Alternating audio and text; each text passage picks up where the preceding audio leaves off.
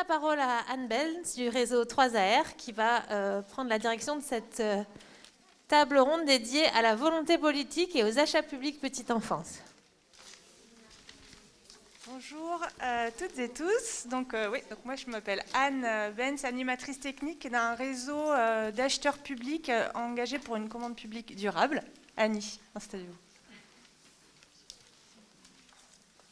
Et Anne et Anne-Sophie m'ont laissé la lourde tâche d'animer une table ronde à midi, vous êtes tous fins, sur un sujet qui passionne les foules, l'achat public. Donc, on va essayer, heureusement j'ai des témoignages qui sont intéressants et on ne va pas du tout rentrer dans la technicité des marchés publics parce que ce n'est pas l'objet. L'objet c'est de vous montrer que ce n'est pas un frein en réalité. Pourquoi vos établissements sont soumis à des règles en matière d'achat? Tout simplement parce que la collectivité qui vous gère gère de l'argent public et donc elle doit des comptes, elle doit respecter certains principes. Depuis cet été, depuis la loi climat aussi, le principe de considérer les enjeux sociaux, environnementaux, sanitaires, alors ce qu'on appelle le gros paquet développement durable, mais en tout cas l'achat responsable aujourd'hui il est inscrit dans le code de la commande publique, donc on peut y aller. Le message qu'on va essayer de vous faire passer, c'est par des témoignages comment la volonté politique et puis la structuration, et c'est ce qui est arrivé en filigrane depuis ce matin quand Élodie dit maintenant les fournisseurs nous écoutent. C'est un petit peu, essayer par des témoignages, par du concret, vous présenter ce qui peut se faire. Et l'achat, donc nous, on est un réseau acheteur, c'est avec ça que j'avance, donc on est basé sur la Nouvelle-Aquitaine. L'intérêt, c'est que vous sachiez qu'il existe ce réseau. Peut-être votre collectivité est adhérente chez nous, auquel cas, ça veut dire que les acheteurs de votre structure ont été formés, nous connaissent, et donc on a la facilité d'action, et puis ils ont la possibilité d'échanger avec leurs pairs. Vraiment le principe de réseau. Et donc, on travaille depuis 2015, je crois, avec le soutien de l'Agence régionale de santé, Claire, représentée par Claire, et notamment dans la stratégie régionale santé-environnement et petite enfance. Donc, on s'inscrit vraiment dans le même dispositif que ce qu'a présenté ce matin Anne. Initialement, on a lancé notre petit projet autour des achats. Ça avait son succès plus ou moins, on a fait des belles choses, mais en fait assez rapidement on a appelé des experts parce qu'on n'a pas l'expertise en matière de chimie. Et finalement, depuis quelques années, le partenariat est allé un petit peu plus loin avec CEFLI. Et donc quand vous êtes dans un dispositif d'accompagnement par l'agence Alix, vous pouvez faire appel au réseau 3R au moment où votre collectivité va passer un marché. Donc on a quelques retours d'expérience depuis 3 ans autour des marchés notamment de nettoyage, parce que c'est compliqué le nettoyage. Et donc ce qu'on a fait, c'est qu'on a mis en place tout un processus, une méthode qu'on a appelée APEJ, achat public, petite enfance, santé, environnement. Le principe, c'est de vous montrer que à chaque étape, en fait, c'est vraiment pas si simple, c'est pas tout simple, c'est vraiment des 18 mois, 2 ans de travaux intenses, d'observation sur le terrain, de confrontation à la réalité, analyser la réglementation, des risques chimiques, l'identification des facilitateurs, notamment les labels, la sensibilisation des fournisseurs, donc merci à vous d'aller les embêter dans vos rencontres de sourcing avant vos achats, et de leur poser des questions, ne pas vous faire vendre des produits comme c'était le cas avant. Et aussi, en termes de sensibilisation des fournisseurs, on organise des temps techniques de rencontres acheteurs-fournisseurs pour qu'aussi vous puissiez faire passer les messages de vos besoins auprès des fournisseurs. Et à l'issue de tous ces travaux d'accompagnement, d'observation terrain, on a un outillage qui s'inscrit d'ailleurs dans le plan régional santé-environnement régional, plan régional santé-environnement, qui est des outils, une boîte à outils pratique composée d'un tas de documents qui sont vraiment la base pour l'acheteur public, donc un bordereau de prix unitaire, donc c'est un peu la liste des produits que vous allez pouvoir avoir. Donc en nous, notre préconisation, c'est faites un lot petite enfance. Si votre collectivité n'est pas prête à aller plus loin, faites un lot petite enfance dans lequel vous avez vos produits, votre sélection de produits. Donc, il n'y en a pas 50. Je ne sais plus combien il y en a, mais il y en a moins de 10. Et sur ce bordereau, on met les labels qu'on veut, la fonction qu'on veut. Et après, on a des outils qui sont très acheteurs. Vous voyez, ça ressemble à... ça, c'est le bordereau de prix. Ça, c'est les clauses. On dit, qu'est-ce que vous mettez dans le marché, à quel endroit. Donc, ça veut dire que vous-même, vous, en tant que personnel qui n'est pas du tout en charge des achats, vous savez qu'il y a un outillage qui existe et que vous pouvez, clé en main, que vous pouvez communiquer à vos services achats. Ça ressemble à ça. On va pas rentrer dans ce détail. Ce qui est intéressant de savoir, c'est qu'en fait, nos travaux, là, depuis quelques années, permettent aussi d'accompagner l'offre des fournisseurs. À l'issue de notre journée technique régionale, on avait 4 entreprises qui avaient développé une offre petite enfance, exactement selon les préconisations qu'on avait données. Donc cet outil, il est utilisé dans tous nos accompagnements. Donc après, peut-être j'anticipe sur cet après-midi, mais dans comment on essaime sur ces flux, peut-être aussi que vous preniez la main sur ces outils et qu'on puisse vous accompagner. Et en fait, on est assez connu au niveau national, comme présenté ce matin. Donc on nous mobilise souvent pour témoigner et pour parler des outils achats qu'on a mis en place sur nos territoires. Je vais tout de suite passer sur les témoignages. Donc l'objectif de la table ronde, c'est de connaître un petit peu les maillons de la chaîne, un peu l'histoire. On va vous raconter l'histoire de 3 collectivités qui se sont lancées dans la démarche. Alors, de manière très simple, je fais de manière chronologique.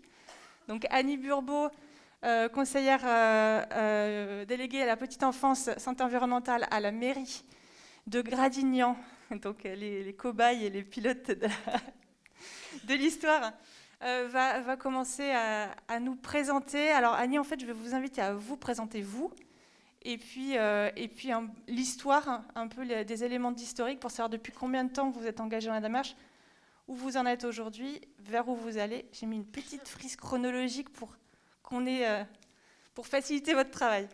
Je vous laisse la parole. Je pense, voilà, ça marche. Bon, bonjour à tous. Et avant de démarrer, je voudrais vraiment remercier encore Anne et puis Olga pour votre accompagnement sur la ville de Gradignan, parce que vraiment, vous nous avez fait monter en compétences. Et ça nous a permis d'essuyer un petit peu les plâtres.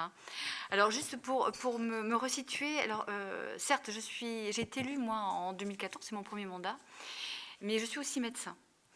Et j'avais, en tant que médecin, en fonction des connaissances scientifiques qu'on a pu acquérir, mais enfin, je suis aussi une maman, et qui amène maintenant, j'ai des grands-enfants, mais j'ai, je dirais, commis l'irréparable. J'ai fait comme tout le monde, fut un temps, j'ai acheté des biberons en plastique, j'ai réchauffé au micro-ondes du plastique, etc. Et c'est vrai qu'au fur et à mesure des connaissances, je me suis dit, mon Dieu, mais qu'est-ce que tu as fait ? Donc, des fois, on se sent un petit peu mal, mais on essaie d'être positif et de rebondir et de partir avec de nouvelles pratiques et puis de nouveaux espoirs.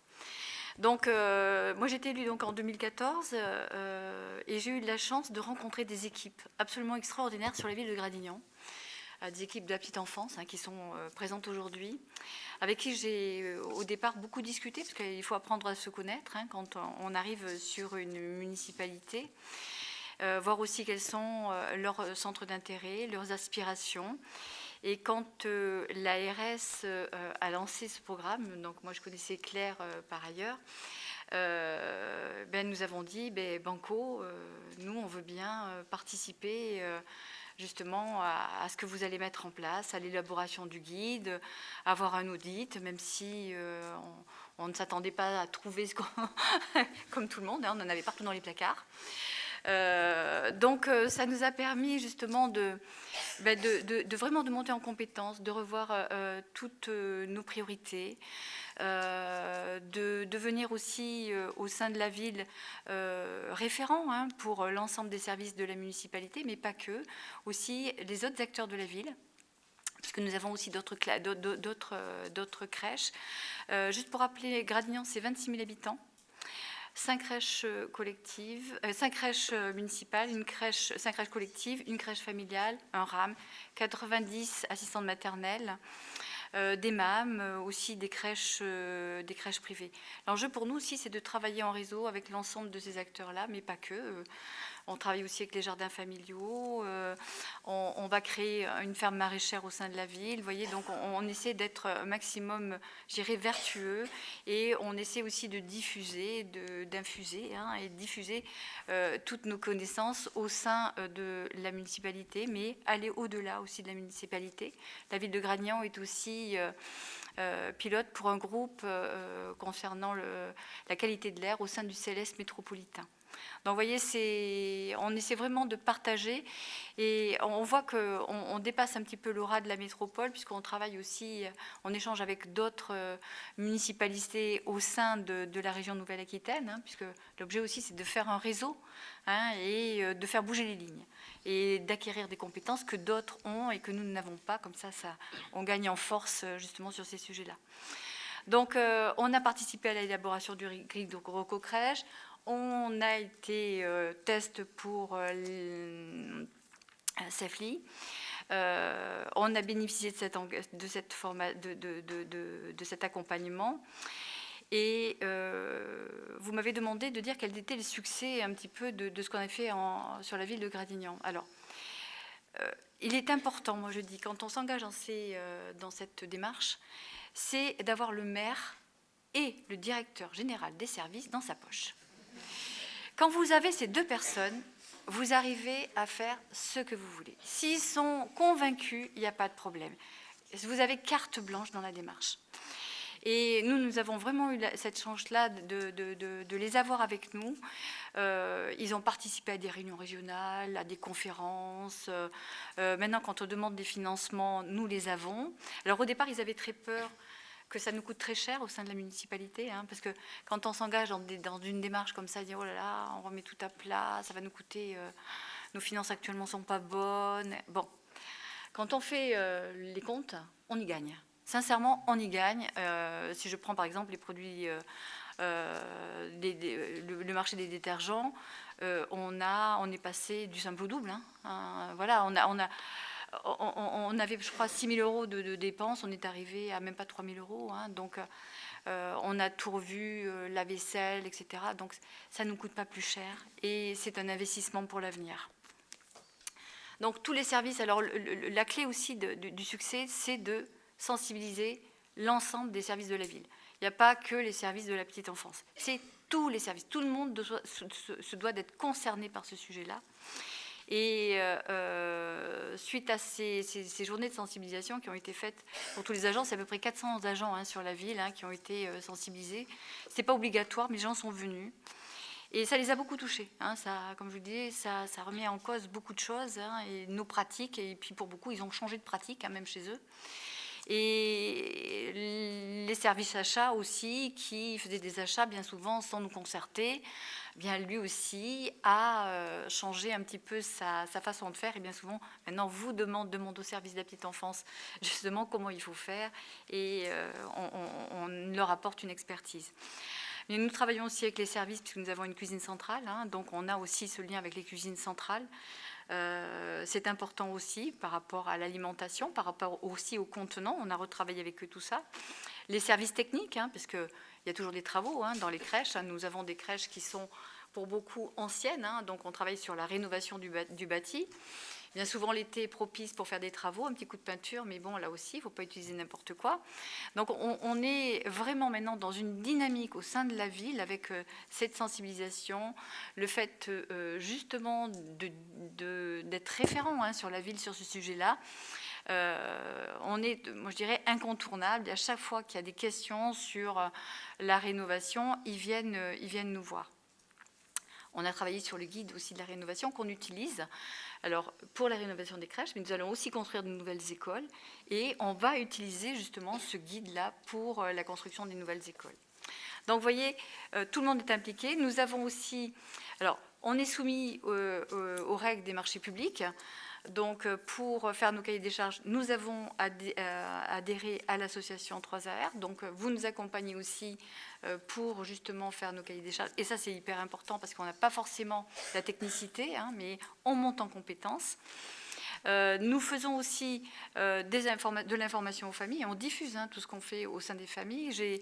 Nous avons 2 personnes maintenant sur la ville, c'est Florence et Elodie, qui ont été formées pour animer des ateliers nesting. Donc nous montons en compétences là-dessus et nous allons aussi mettre en place des ateliers qui seront ouverts à la fois à la petite enfance, mais pas que, puisque l'objectif aussi, c'est de diffuser au sein de la ville.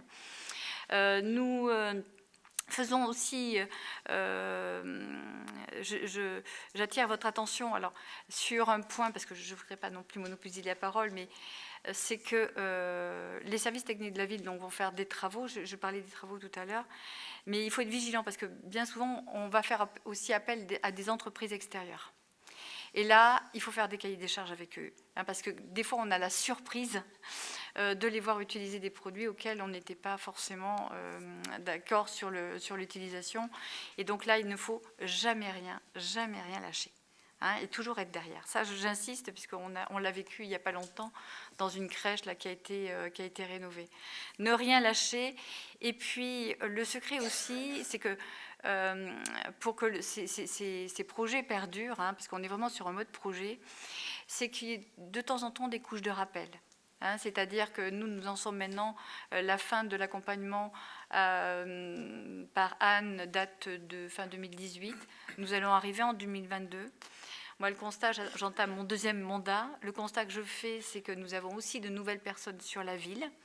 Notre DGS, notre directeur général des services a changé. Et même si j'ai discuté avec lui, on a échangé, ok, tout ça, mais il est bon de refaire des sessions de sensibilisation. J'insiste sur le fait que rien n'est jamais acquis. Il faut constamment répéter. Donc voilà, si j'ai un message à faire passer, c'est ça. Alors, je ne sais pas s'il y a des élus dans la salle, là. Ah, très bien. Et vous êtes de quelle ville? Je suis maire d'un petit village de Graton-Saint-Guérin, dans le Lot-et-Garonne. Super. Bon, on n'est pas beaucoup d'élus dans la salle. Bon, après, c'est comme ça. Excusez-moi. Enchantée. Mais c'est vrai qu'on est peu d'élus dans la salle. On a beaucoup de mal, justement, moi, je vois dans le cadre de mes activités, à faire des réunions avec des élus. Et ça, je ne sais pas, il va falloir qu'on réfléchisse à comment mobiliser le réseau des élus. Mais pour vous, en tant que professionnel de la petite enfance, je le dis, ce qui est important, c'est d'avoir le maire. Le maire, c'est hyper important. Que le maire porte cette politique-là et que le directeur des générales de service soit aussi en copilotage avec le maire. Voilà. Je vais m'arrêter là. Merci. Je pense que j'ai dit à peu près l'essentiel. Très, très beau témoignage. Donc, le rôle de l'élu dans cette démarche, il est vraiment nécessaire, oui, nécessaire. Un maillon incontournable. On parlait tout à l'heure sur la pause sur une question de marché de savon. Effectivement, on s'est dit, est-ce que l'élu est au courant? Est-ce qu'il faut aller appuyer un peu oui, tout à fait. Motiver les équipes, etc. Donc, merci beaucoup. Juste une dernière chose. Tout ce que nous faisons, nous, au sein de la ville de Gradignan sur la petite enfance, maintenant, est diffusé sur l'ensemble des secteurs de la ville. Des écoles maternelles, les achats, vous savez, pour un cartable sain, le périscolaire, l'école de musique. D'ailleurs, comme ils ont été sensibilisés, ils trouvent que ça ne va pas assez vite. Donc, généralement, quand ils me voient, ils me disent « Mais alors, Annie, où c'est que ça en est ?» Donc, je dis « Bon, mais ça bouge, ça arrive. » Et on va jusqu'au 3e âge. Voilà. Merci. Est-ce qu'il y a des réactions à chaud, des questions à chaud? On verra tout à l'heure si besoin. Alors, j'ai donné la parole maintenant à Christine et Emmanuel qui travaillent donc pour Val-de-Garonne Agglomération. L'idée, c'est vraiment sur cette table ronde de faire un peu le tour de tout ce qui s'est fait. Et puis, chaque collectivité a sa singularité, sa taille. Le Gradignan reste à l'échelle d'une commune. Là, on est sur une agglomération. Donc, c'est aussi intéressant de voir comment ça se passe. Donc, pareil, vous êtes arrivés dans la démarche Safely en 2e autour de cette table ronde. Donc, je vais laisser la parole à Emmanuel qui va nous présenter un petit peu l'historique des démarches en matière d'information, de sensibilisation en matière de santé environnementale auprès de la petite enfance sur la collectivité. Et voilà un petit peu comment ça s'est passé depuis 2017 de votre côté. Je vous laisse la parole. Oui, donc nous, au niveau de l'agglomération, la réflexion a été lancée en 2017 par le service Petite Enfance, puisque l'ancienne directrice du service Petite Enfance avait participé à une conférence autour du sujet de la santé environnementale. Et du coup, elle nous avait fait un retour là-dessus. C'est l'année où moi, je suis arrivée sur l'agglo aussi, en tant que coordinatrice Petite Enfance. Et puis, se sont enchaînées plusieurs participations à des conférences justement sur le sujet. Notamment donc fin 2017 avec une matinée à Bordeaux sur la santé environnementale et la présentation du guide Recocrèche. J'y suis allée avec plusieurs directrices du service Petite Enfance. Nous avons été fortement convaincus d'une volonté d'entrer dans cette démarche-là.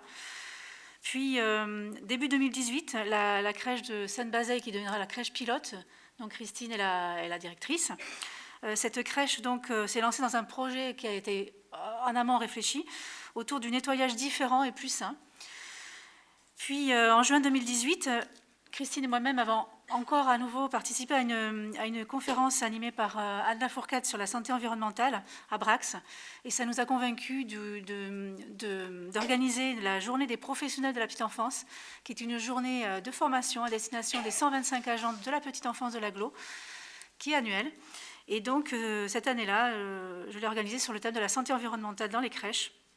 Ce fut donc une journée très, très riche, avec conférences le matin et ateliers pratiques et ludiques l'après-midi, avec le soutien de l'ARS, de la Mutualité française notamment. Donc, première sensibilisation des équipes à cette thématique-là, et puis les élus aussi qui étaient très engagés sur ce sujet dès le départ. Et puis, ça a permis dès la rentrée de septembre, un petit début de transmission famille aussi, via des affichages, des transmissions orales aussi, au niveau des crèches. Voilà, donc il y a 12 crèches sur Val-de-Garonne agglomération, 5 relais petite enfance, répartis sur 14 sites, des LAEP aussi, voilà, on est assez gros. Ce que je peux rajouter aussi, c'est qu'au départ, l'agglo aussi était déjà entrée dans une démarche de transition écologique, en amont de nous aussi, du service petite enfance, via le service environnement qui s'est beaucoup développé ces dernières années et qui a mené des actions notamment autour du tri des déchets, de la démarche éco-exemplaire. Et donc on a commencé à travailler en parallèle, ce qui nous a aidé aussi, parce qu'on a commencé le projet, donc le projet Safely. J'ai répondu à un appel à projet, donc c'était fin 2018, proposé par l'ARS. Un appel à projet donc, qui nous proposait d'être accompagnés dans ce programme Safely pour 1 an, financé par l'ARS bien sûr. Et nous avons eu la réponse positive début 2019. Et nous avons commencé le programme en septembre 2019 avec la crèche de Sainte-Bazeille et la crèche pilote. Et nous avons pu associer 5 crèches satellites sur les 12, donc ça faisait 6 sur 12, c'était déjà très bien. Et comme je disais, entre-temps, on a changé de gouvernance aussi. Donc, ce qui a été très aidant aussi dans notre démarche, c'est vrai qu'on disait tout à l'heure, il faut convaincre les gens, bien sûr, il faut faire des piqûres de rappel. Nous, on a eu beaucoup de chance parce que l'ancien président était donc très engagé dans cette démarche de transition écologique à l'échelle de l'agglo, mais le nouveau président qui est arrivé il y a 1 an et demi, également, les élus aussi, étaient très engagés et nous avons notamment changé d'élu petite enfance. Je tiens à remercier Madame Zanardo, qui est notre élue petite enfance, voilà, qu'on a pu entendre tout à l'heure, qui du coup tenait à être présente avec nous. Ça montre aussi l'engagement politique et le soutien que nous avons à ce niveau-là. Et donc tout ça a fait que ça nous a beaucoup aidé, comme je disais, pour entamer cet accompagnement. Ok, merci, Voilà. merci beaucoup. Et donc voilà, là on a un terreau qui est plutôt bon, une gouvernance de la collectivité qui est proactive, volontaire. Concrètement, dans la crèche, ça se passe comment? Comment vous achetez? Alors, donc, suite à l'audit qui a été réalisé dans le cadre du programme Safely, donc, ça nous a permis de mettre vraiment en lumière les pratiques, les produits qui étaient utilisés en crèche, en allant de la vaisselle, les contenants, les jeux, les jouets et l'hygiène corporelle. Voilà. Donc tout ce qui concerne la détergence, donc, on a mis en place des temps d'échange avec les crèches satellites. Ce qui nous a permis vraiment de nous questionner sur l'utilisation des produits. Voilà, leurs propriétés désinfectantes, ce que disait une des collègues tout à l'heure, c'est vrai que les produits étaient fournis par le service achat et c'est vrai qu'on ne se posait pas trop de questions de qu'est-ce que c'était ces produits. Alors on voyait bien les petits logos qui nous faisaient bien peur, mais bon, on les utilisait quand même, quoi. Donc c'est vrai que là, on s'est vraiment mis autour de la table et on s'est questionné par rapport à l'utilisation de ces produits et surtout sur la puissance surdimensionnée de certains produits qu'on utilisait vraiment tous les jours en plus. Voilà. Et aussi du nombre de produits. Alors on n'était pas à 50, mais on était à une bonne vingtaine, je pense. Voilà. Donc ensuite, il y a eu donc produits de nettoyage, clairement, des produits sur lesquels vous n'avez pas la main. C'est pas complètement. vous qui Voilà, choisissez, ça c'était le service achat qui fournit. s'occupait de ça. Et voilà. Donc c'est vrai que le fait d'être engagé dans le programme SAFLI, ça nous a fait vraiment pointer du doigt l'utilisation de tous ces produits détergents et aussi les produits utilisés comme les produits de loisirs, voilà, qui étaient aussi importants au niveau de la structure. Donc avec Anne-Sophie Moussa et le service achat de Val-de-Garonne, voilà, ça nous a permis d'élaborer un cahier des charges où effectivement on a pu nous dire qu'est-ce qu'on souhaitait. Et là, on a été relativement écoutés. Donc sur la qualité des produits, le nombre également de produits dans les structures, produits biodégradables, le respect du label EcoCert, le conditionnement et l'emballage. Parce que c'est vrai qu'on se retrouvait très souvent avec des petites contenances et énormément de produits, quoi. Voilà. Donc là, pendant la période de l'accompagnement, le marché était renouvelé. Donc, oui, vous avez été associé, on était en plein en fait. Voilà. Vous avez été associé aux spécifications, au label qu'on voulait. Et donc finalement, vous avez dit oui, et c'est vrai que tel type de produit, tel label.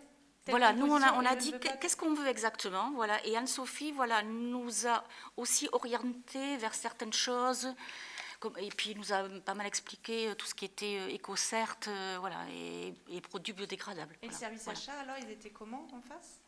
Alors, on a eu beaucoup de chance parce qu'on avait des gens qui étaient à l'écoute. Voilà, parce que donc la personne qui s'occupe d'une partie du service achat était déjà lui très investi dans tout ce qui était santé environnementale. Alors c'est vrai que ça a été un petit peu plus pour nous, quoi. Voilà. D'accord, merci. Donc voilà, et après juste on a Christine, vous avez parlé donc beaucoup du nettoyage. De toute façon c'était le sujet, oui. C'est le gros sujet, notamment quand on parle des marchés publics, parce qu'en général vous n'avez pas la main sur vos produits de nettoyage, donc c'est vraiment là qu'il faut agir, notamment quand on voit l'impact. Mais il y a d'autres choses que vous achetez. Oui. Sur lesquels vous avez la main, et donc finalement le long de le temps de l'accompagnement, vous avez pu faire le tri et puis racheter directement. Oui, c'est ça. C'est-à-dire que là, ensuite on a changé les pratiques et on a réfléchi sur les achats. Voilà. Qu'est-ce qu'on achète?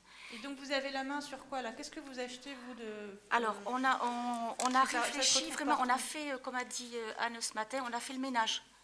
Voilà, des produits qui étaient relativement nocifs. Voilà. On a commencé d'abord par tout ce qui était vaisselle. Donc on a éliminé tous nos plateaux repas qu'on avait en plastique, on a beaucoup dans les structures. Voilà. On est passé au plateau repas donc en arcopole. Voilà. On a acheté des petits verres, même pour les tout petits. Certaines crèches ont acheté des plateaux en inox et même une micro-crèche a acheté des plateaux en porcelaine. Voilà. Et donc on a changé également les couverts, parce que c'est vrai que dans la plupart des couverts que nous avions en crèche, c'est tout plastique, ou alors avec une partie en inox, vous savez, et puis le reste en plastique. Donc ça, on a complètement supprimé, et on a recherché pendant un petit moment pour trouver ce genre de produit, parce que c'est vrai que ce que disait ce matin une des personnes, le fait maintenant d'être accompagné dans ce genre de programme, on est plus en demande par rapport aux fournisseurs, et on pèse quoi au niveau des fournisseurs. Et c'est vrai que quand, je me souviens, il y a 2 ans, on est allé au Salon de la Petite Enfance à Bordeaux, on recherchait, effectivement, nous, ces couverts tout en inox. Et donc certains fournisseurs nous disaient, ah ben non, on n'a pas... Et d'autres nous disaient, oui, ça y est, parce que vous êtes plusieurs à nous demander, donc ça va arriver sur le marché, quoi. Merci, donc c'est vrai que c'est ce petit plus, effectivement. Donc au niveau de la vaisselle, au niveau du linge également.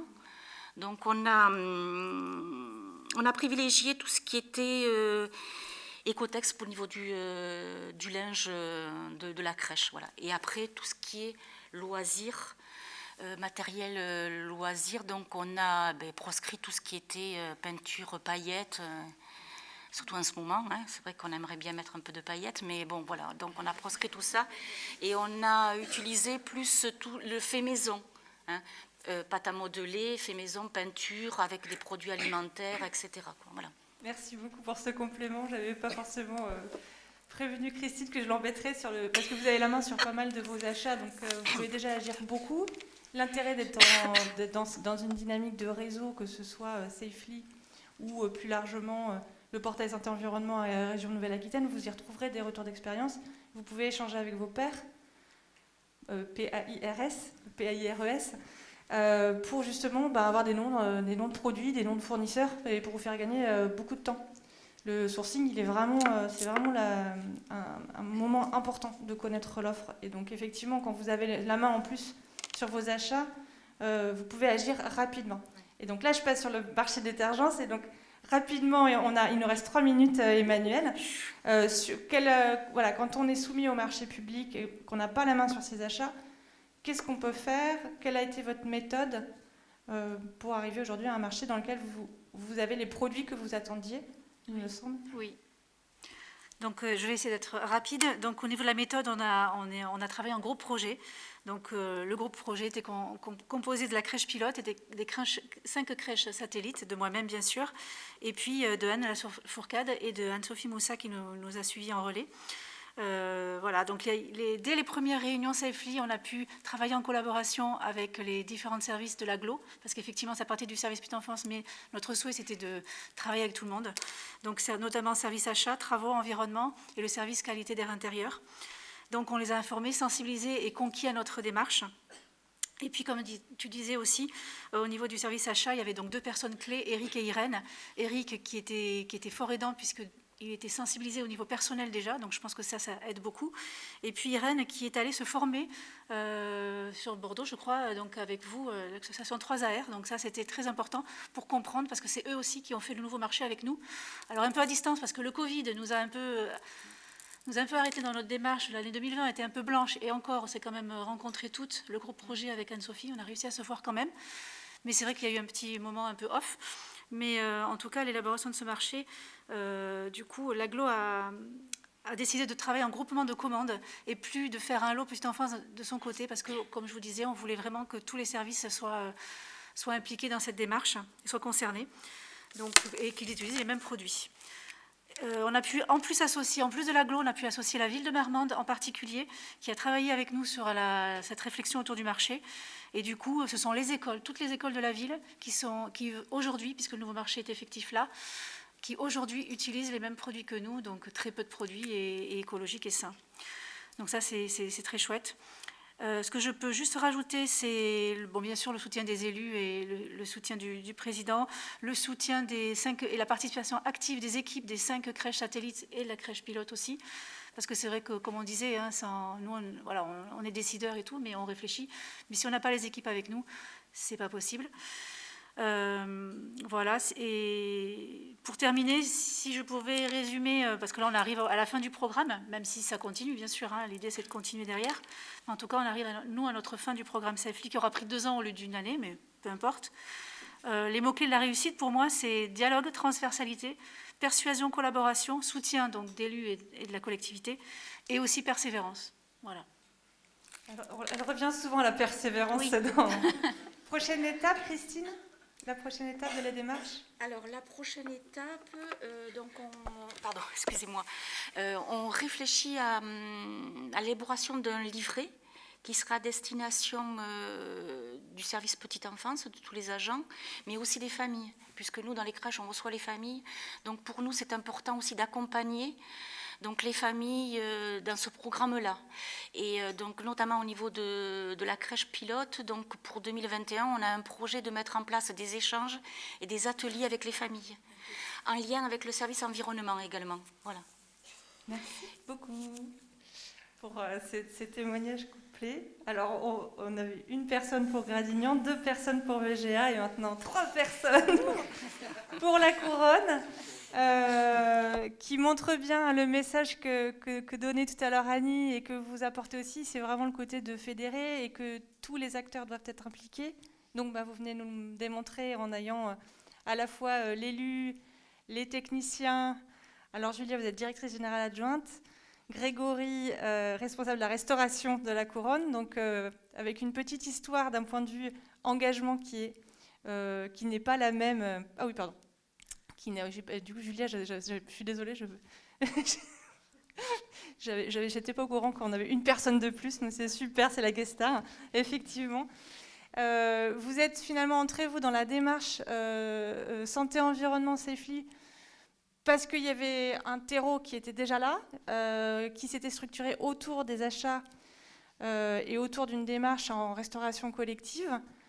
Alors Jackie, je vais vous laisser la parole et vous allez nous raconter un peu l'historique et comment vous êtes arrivé aujourd'hui à, je vous spoil direct, à être dans cet accompagnement Safely et puis aussi partir sur... Il manque un truc, il manque... Ah non, elle est là. Pardon.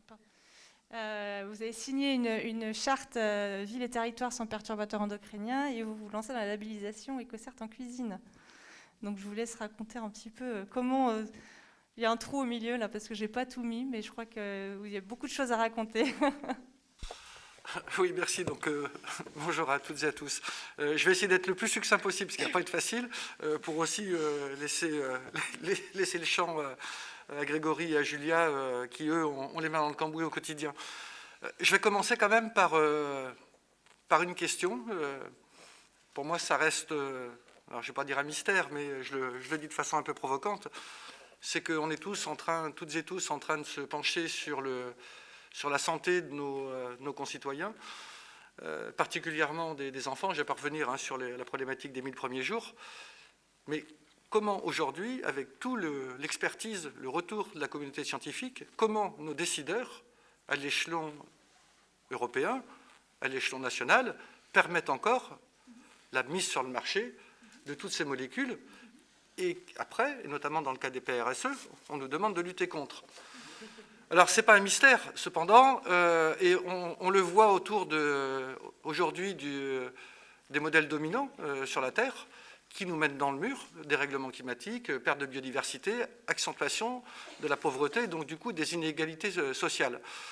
J'ai envie de dire que ce dernier sujet, c'est le sujet qui, à mon avis, est le plus important. On est dans une notion de service public, mais on a le devoir d'accompagner les plus fragiles, qui sont malheureusement souvent les plus exposés par manque de connaissances. Donc il y a un vrai enjeu là-dessus. Je vais y revenir tout à l'heure et de façon la plus rapide possible. Donc pour revenir sur ce qui s'est passé sur la commune de la Couronne, on parle de 2008, et effectivement, très vite, au travers j'ai envie de dire, de ce qu'est la commune de la Couronne, une cimenterie, une usine d'incinération des ordures ménagères, la 4 voies de National 10, voie ferrée, LGV maintenant, des anciennes carrières Lafarge qui ont été comblées de déchets. Donc on avait une image, j'ai envie de dire, c'est le côté sombre quelque part de la collectivité, qui a amené l'équipe municipale, une nouvelle équipe en 2008, à bâtir un projet justement autour de problématiques de durabilité. Et donc très vite, on est parti en Agenda 21. Cet Agenda 21, il se voulait effectivement très participatif. Et donc on a essayé d'embarquer le plus de partenaires possible et on a commencé sur l'interne. C'est-à-dire que nous élus, on a porté un objectif et on a engagé tout un tas de processus et notamment de processus de formation des élus. On ne l'a fait pas dans la campagne municipale et on a continué après sur cette période-là, mais aussi formation de l'ensemble du personnel sur les problématiques de développement durable. Et très vite, on a engagé des actions, on a été reconnu par l'État en tant qu'Agenda 21 en 2013, et donc avec tout un tas de fiches actions, dont la restauration collective, bien sûr, mais pas que. Beaucoup d'actions autour de la biodiversité et beaucoup d'actions aussi, et on a fait en sorte que la notion de santé, et notamment de santé environnementale, soit un sujet complètement intégré dans nos politiques.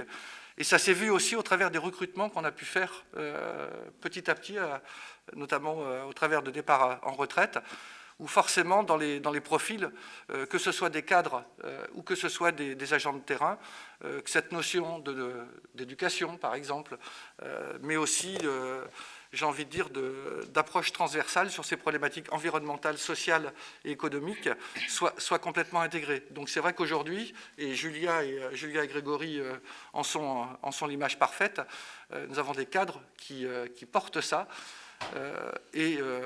On a des vraies approches transversales sur pas mal de projets. Vous l'avez cité tout à l'heure par rapport à... On a aussi un projet de construction d'une école maternelle. Donc là aussi, hein, on va essayer de faire en sorte que toutes ces thématiques soient prises en compte, et notamment que la qualité de l'air intérieur, le côté, on va dire... le côté aussi des matériaux qu'on va utiliser. On parlait de ventilation, on parlait de confort. Voilà, il y a un aspect thermique d'un côté, mais du coup, l'aspect thermique, il est aussi lié à l'aspect renouvellement de l'air. Donc voilà, tout un tas d'actions comme ça qui, à chaque fois, sont prises dans le bon sens. Et cette notion de santé et de santé environnementale est complètement incluse dans notre façon d'agir. Merci. Bon, on a donc un portage politique très fort avec un élu très engagé. Grégory, je vais vous laisser la parole pour présenter d'un point de vue du technicien, quand on a une volonté politique forte, quand on voit l'agenda 21 voté en 2013, une sensibilisation très forte des élus en matière de développement durable, des volontés d'agir à beaucoup de niveaux. Donc quand on arrive au niveau de la restauration, comment ça se passe dans les équipes, hein, même travail que pour Emmanuel, quelle est la démarche, la méthode? Oui, bonjour à tous. Oui, en effet, le service restauration, avec une démarche aussi forte, on pourrait dire que c'est une odyssée. C'est une odyssée, c'est une remise en question, c'est un peu aussi notre esprit à la Couronne, c'est de se remettre en question quand on arrive à des points d'étape, c'est se dire que peut-on faire, on s'auto-évalue, est-ce que ça fonctionne, est-ce que ça ne fonctionne pas. On parle des perturbateurs endocriniens, on a abordé la restauration, ce qui est un petit peu mon domaine, mais je suis aussi conseiller de prévention des risques professionnels, donc j'ai les deux casquettes, mais en fin de compte, avons bien ensemble sur cette histoire de perturbateurs endocriniens. La mairie de la Couronne, le service restauration a engagé, on a augmenté nos achats de denrées bio à partir de 2009. 2009, on est monté tout doucement en puissance parce que acheter des produits responsables environnementalement et socialement, c'est également prendre soin de la santé de nos plus petits, puisque nous servons les repas pour notre accueil multi-accueil, hein. Donc des bébés de 2 mois à 3 ans, mais pas que, hein, les maternelles et les alimentaires, même nos anciens aussi, nous en pour nos soins. Donc petit à petit, voilà, nous avons intégré cette démarche d'intégration des produits bio. Et en intégrant cette démarche des produits bio, ça nous a fait aussi travailler sur nos pratiques, notre organisation, notre façon de fonctionner. Et je retrouve des similitudes avec le programme CEFLIS, voilà, retravailler sur notre organisation, nos façons de travailler. Pour vous donner un exemple, sur la partie restauration et l'intégration des produits bio, on prend des denrées brutes, donc ce qui permet aussi de limiter les emballages au maximum. Mais ça a été aussi d'éliminer tout ce qui était fond déshydraté dans les plats. On sait que c'est riche en plein de bonnes choses, donc du coup on ne s'en sert pas. Voilà. Donc on a évolué à ce niveau-là. Ça se passe, et ça a été très bien dit précédemment, mes collègues l'ont très bien exprimé, en fédérant les équipes. C'est-à-dire que, quoi qu'il arrive, tout passera par les agents. Donc il faut les rencontrer, il faut lever les doutes. Forcément, quand on change les pratiques, ça génère des questionnements, et il ne faut pas hésiter à les aborder pour trouver des solutions. Alors tant et si bien, petit à petit, voilà, on a augmenté notre qualité au niveau du service restauration. La loi Egalim arrivant, nous on était un petit peu en avance concernant par exemple l'intégration des menus végétariens. C'est aussi une démarche pour travailler sur notre santé. La loi Egalim nous impose à ce jour un menu par semaine, c'est bien pauvre. C'est, comme disait M. Bonnet, le dérèglement climatique est là, et nos pratiques alimentaires vont sans doute changer d'ici peu, donc autant s'y mettre tout de suite. Et donc pour la couronne, on est passé à 2 menus végétariens. Voilà. Et pour ça aussi, nous travaillons, j'ai entendu parler de réseau, le réseau 3AR pour les achats, mais du côté de la restauration, on travaille aussi avec le réseau 1+ Bio, territoire bio engagé. C'est important de faire appel aussi aux personnes ressources. On n'a pas forcément toutes les connaissances. Et là-dessus, on se décomplexe pour faire appel voilà, à nos homologues qui ont travaillé sur des sujets et vice-versa. On fait des retours d'expérience. Et ça nous permet d'avancer sereinement et de ne pas redescendre à chaque fois qu'on avance. Voilà. Cefli vient aussi en complément d'Ecocer. J'ai entendu les produits détergents Ecocer. Nous, voilà, on a souhaité aussi que tout le travail des équipes cuisine, équipe de la petite enfance, équipe des salles à manger, équipe de nettoyage, qu'on puisse avoir une reconnaissance en demandant la certification Ecocer niveau 3. Voilà. Niveau 3, et dans cette certification, nous retrouvons également la lutte contre les perturbateurs endocriniens, tout ce qui touche à la vaisselle, aux denrées, à la formation du personnel. La formation du personnel est essentielle. Il y a plusieurs types de formations. On va avoir la formation technique. Voilà, donc on peut faire appel à des intervenants, à des fournisseurs aussi qui peuvent intervenir, ceux les plus vertueux, bien sûr. Mais aussi, il y a des temps d'échange. Moi, dans le temps, ce que je m'aperçois avec mes équipes, c'est qu'on avance durant nos réunions de travail. Nos réunions de travail, c'est aussi un moment où vous parlez de sensibiliser en permanence. C'est aussi un temps d'échange, voilà, parce qu'on est tous dans les mains dans le cambouis et on a besoin à un moment de s'extraire et puis de faire un petit retour sur nos pratiques et les difficultés. Donc voilà un petit peu pour la restauration, en quelques mots. À ce jour, on a eu la chance de bénéficier d'une journée de formation sur les marchés publics avec les meilleures formatrices, Mme Anne Betz et Mme Lafourcade. Voilà, dans le cadre de Cefli. Et là, ça nous a posé la question de nos achats. À ce jour, nous achetons nos produits pour la collectivité, c'est avec mon collègue, mais il y a également des produits spécifiques pour la petite enfance. Et on a mené une réflexion, se dire mais pourquoi on ne va pas uniformiser nos achats et de ce fait réduire nos nombres de produits, ce qui est le cas. Pour Ecocer, ils nous en demandent de ne pas en avoir plus de 7 en cuisine. Bon, là, on est monté à 9 lots avec les lessives et les savons. Et quand on parlait de changement de pratique, une des pratiques sur laquelle on s'est beaucoup interrogé, c'est le nettoyage des mains, ce sujet d'actualité, mais ô combien désastreux pour notre santé si on n'utilise pas les bons produits. Donc ça va passer aussi, nous, par une phase de sourçage. Nous avons des savonneries dans notre région. Nous allons aller à leur rencontre, c'est prévu. Voilà. Et puis changer de pratique, c'est-à-dire...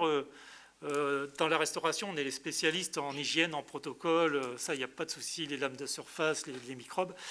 Mais aussi changer nos pratiques, se dire, prenons soin de notre santé, prenons un savon qui nous protège. Et sur les phases de travail, par exemple en cuisine, où on a besoin d'avoir une désinfection absolue, d'avoir de l'alcool pour pouvoir se désinfecter au plus proche de la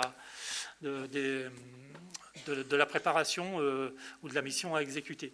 Voilà, c'est aussi revoir aussi un petit peu notre organisation et notre fonctionnement. Voilà. Et pour finir, merci aussi au réseau 3AR qui nous a aussi prêté main forte parce que nous étions en plein renouvellement de notre marché d'entretien des locaux auprès d'un prestataire extérieur. Et donc, grâce au réseau, on a pu avoir un cahier des charges beaucoup plus exigeant qu'il aurait été au départ, en allant dans l'analytique au niveau des produits utilisés. Ce qui veut dire que quand on fait des marchés, le plus important qui vient derrière, c'est le suivi du marché. Voilà. Parce que c'est bien, il y a la candidature, mais s'assurer que pendant 2 ans, 3 ans, 4 ans, ça soit bien respecté, ça demande du temps et il faut vraiment le prendre en compte. Voilà. Merci beaucoup Grégory. Donc là, vous avez eu la parole de celui qui passe les marchés, celui qui fait tout le travail sur toute la procédure. En amont, rappelez, j'ai une demande politique forte, donc avec l'historique vous avez compris sur la restauration collective, mais aujourd'hui aussi sur le nettoyage. Le surchassage, rencontrer les entreprises en amont, ça c'est très important. S'appuyer sur ceux qui savent, parce qu'il faut être humble et se dire qu'on ne sait pas tout. Et donc, effectivement, pouvoir mobiliser, par exemple, voilà, comme Anne Lafourcade qui est venue vous appuyer sur les exigences techniques, ou alors les réseaux régionaux. J'ai en tête aussi Interbio qui vous a appuyé sur l'allotissement pour pouvoir avoir une offre bio de qualité et locale. Voilà, donc s'appuyer sur ceux qui savent, fédérer en interne, ça c'est tout le long du processus. Et puis après, la rédaction, savoir analyser, l'approche analytique dont tu parlais, et puis toujours aussi avoir une veille tout le long du marché. Donc en fait, c'est un processus assez long. Merci pour cette illustration assez technique. Il est moins 5. Je ne sais pas si Julia, vous souhaitiez intervenir ? Oui, effectivement. Alors déjà, moi, je vous remercie effectivement, Anne Lafourcade, de m'avoir ajouté à la dernière minute sur la liste des intervenants, et j'en suis ravie parce que vraiment, moi, je grappille plein de petites idées, puisque nous, par rapport au programme Safely, je vais très rapidement vous dire ce qu'on a fait, où nous en sommes aujourd'hui, et peut-être la particularité, j'ai cru comprendre, de notre groupe projet. Puisque donc moi, je suis directrice générale adjointe, avec un spectre d'intervention assez large, puisque ça va de la petite enfance à la vie associative, à la cohésion sociale et au développement durable. Dans le cadre du programme Safely, ça prend tout son sens, parce qu'effectivement, mon rôle de coordination me permet vraiment d'embarquer un nombre de services et d'agents assez large, et aussi de faire le lien avec les partenaires, puisque ce projet, si on le prend sous l'angle de l'usager, donc de l'enfant, on est plusieurs concernés. Il n'y a pas que les services petite enfance, il y a aussi les accueils de loisirs, il y a aussi les écoles. Et on avait la spécificité, nous, sur notre multi-accueil municipal, qui est aussi RAM, RPE maintenant, et LAEP, d'accueillir également l'accueil de loisirs maternels géré par notre partenaire qui est le centre social, constitué en association, et une classe, donc la toute petite section d'une école maternelle voisine. Donc c'est vrai que ce programme, quand on a lu l'appel à manifestation d'intérêt, on s'est dit, soit on y va avec nos propres services et le multi-accueil collectif et familial du CIVU, qui regroupe 3 communes, dont la nôtre, qui est sur notre territoire, et on reste vraiment sur des EAJE, soit on essaie de l'aborder en élargissant dès le début et en essayant d'avoir peut-être des animateurs dans la boucle et des enseignants.